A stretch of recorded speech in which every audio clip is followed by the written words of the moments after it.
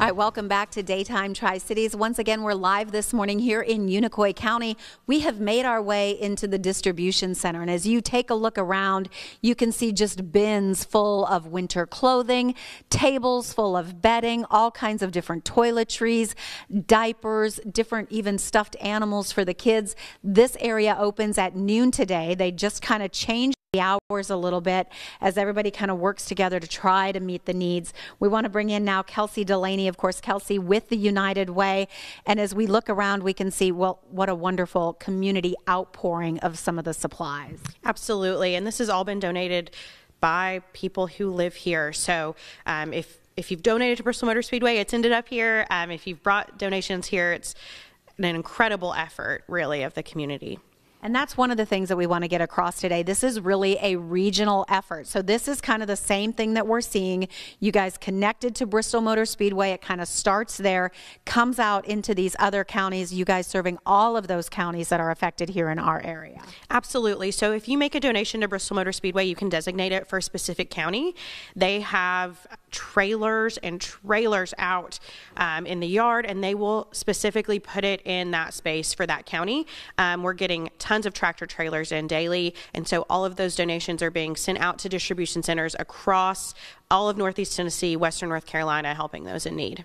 And Kelsey, you're seeing that need firsthand. You were telling me about people coming in, especially as the weather has changed. You've seen kids looking kind of through the boxes, trying to find a coat to kind of stay warm. Absolutely. And it's really, it's difficult to see the devastation firsthand, to understand that, you know, even though the streets are cleaned up, or as we see things being rebuilt and put back together, people are still rebuilding their lives. And so these donations are incredibly important to folks, that they have this when they need it.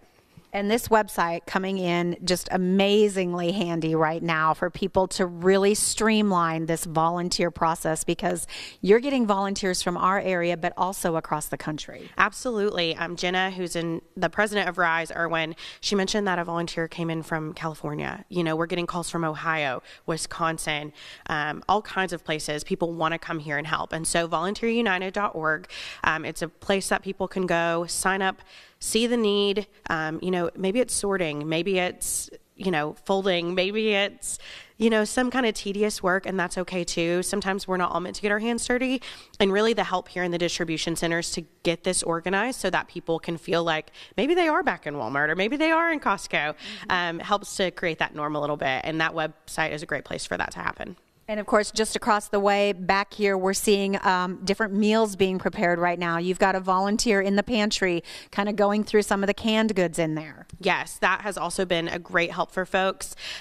Here in Unicoi at the VRC and Disaster Relief Center, they are serving 2 hot meals a day, so lunch and dinner. And it's good home-cooked food, and that's, you know, that's something we all need for our heart. And then there are several feeding locations just across the region. So Salvation Army, lots of churches, and then lots of centers like this. Again, all volunteers cooking from their heart to serve everyone a warm meal. Yeah, it does warm the heart, doesn't it? All right. Thank you so much. We're going to give everybody some information. Okay, so we're going to start with, if you would like to volunteer as